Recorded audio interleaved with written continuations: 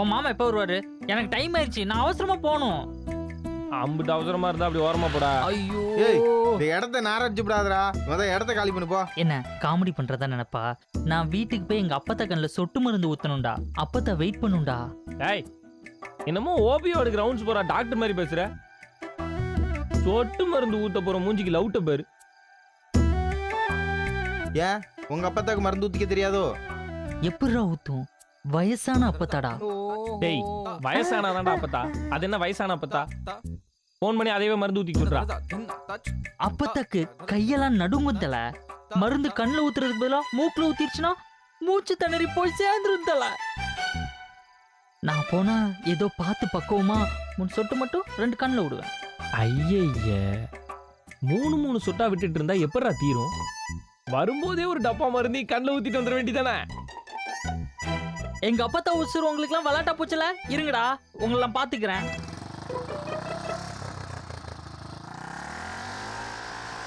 இதான் வந்துட்டார்ல bullet Pandi.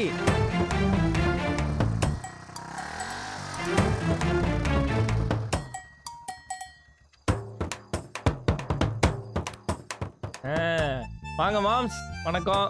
Sorry, வணக்கம், late வணக்கம். ஆயிடுச்சு. ரொம்ப நேரமா வெயிட் பண்றீங்களா? சாச்சா, அதெல்லாம் ஒண்ணும் இல்ல மாம்ஸ். நாங்க வெட்டியா தானே இருக்கோம். எங்களுக்கு என்ன சொட்டு மருந்து ஊத்துற வேலையா இருக்கு? அதுவும் எனக்கெல்லாம் அப்பத்தாவே கிடையாது. நடத்துங்கடா நடத்துங்க, எனக்கும் டைம் வரும். என்ன பேசுறீங்க? எனக்கு ஒண்ணுமே புரியலையே. இல்ல இல்ல, அது ஜஸ்ட் சீனோட ஓபனிங் லீடு. நீங்க ஃப்ரீயா விடுங்க. அப்புறம் சொல்லுங்க, பார்க்கணும்னு வர சொன்னீங்க, என்ன விஷயம்? அது ஒண்ணும் இல்ல. கொஞ்ச நாளா உங்க அக்கா என்கிட்ட சரியா பேச மாட்டேங்கிறாங்க.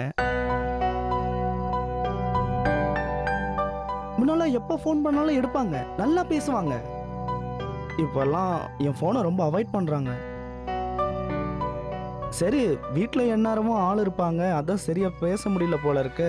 நேர்ல பேசினா ஃப்ரீயா பேசலாமேன்னு அவங்கள மீட் பண்றதுக்கு ட்ரை பண்ணேன்.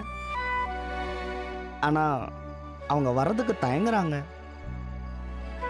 முன்னெல்லாம் சத்யா இப்படி இல்லைங்க.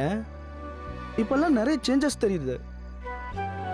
அதான் என்னாச்சுன்னு ஏதாவது பிரச்சனையான்னு தெரிஞ்சுக்கிறதுக்காக உங்களை வர சொன்னேன். இல்ல இல்ல, பிரச்சனை எல்லாம் ஒண்ணும் இல்ல.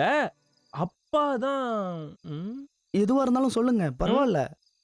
இல்ல, நகை விஷயத்தை வேற நினைச்சு அப்பா ரொம்ப பயப்படுறாப்ல. எங்க நான் சொன்னபடி 40 பவுன் கொடுக்காம போயிட்டா கல்யாணம் நின்னு போயிடுமோன்னு அப்பா பயப்படுறாரு. அதான் நான் சொன்னபடி 40 பவுன் ரெடி பண்ற வரைக்கும் அக்கா உங்க கூட பேச வேணாம்னு சொல்லியிருப்பாரு போல இருக்கு. ஏங்க, நான் தான் 40 பவுன் தர போறேனே, அப்புறம் என்ன பிரச்சனை?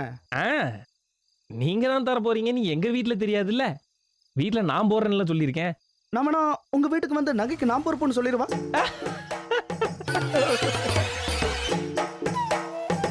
ஐயோ, இப்போது சொன்னீங்கன்னா காரியமே கேட்டு போயிடும். நம்ம 2 பேர் வீட்டை பொறுத்த வரைக்கும் 40 பவுனை நான் போடுற மாதிரியே இருக்கட்டும். அந்த 40 பவுன் ரெடி பண்றதுல ஒன்னும் பிரச்சனை இல்லையே. சே, அதெல்லாம் ஒரு பிரச்சனை இல்லைங்க, எல்லாத்தையும் நான் பாத்துக்கிறேன்.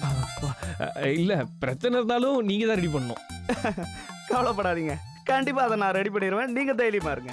போதும், இது போதுங்க. மத்தத நான் பாத்துக்கிறேன். 40 பவுன் நகையும் இவனே போடுற மாதிரி சொல்றான் பாரு. ஃப்ராடு. என்னப்பா? இல்லத்துல உன்னை பத்தி பெருமையா பேசிட்டு இருந்தேன். ஏங்க, அது வந்து சத்யாவை பார்க்காம பேசாம ஒரு மாதிரியா இருக்கு. எந்த வேலையிலும் கான்சென்ட்ரேட் பண்ண முடியல. இப்படியெல்லாம் நான் இருந்ததே இல்லை, தெரியுமா? புரியுது, அக்காவும் அப்படிதான் இருக்கு. ஆனா அப்பா பேச்ச மீறி அக்காவால எதுவும் செய்ய முடியாது. சத்யாவை பார்க்கணும் போல இருக்கு.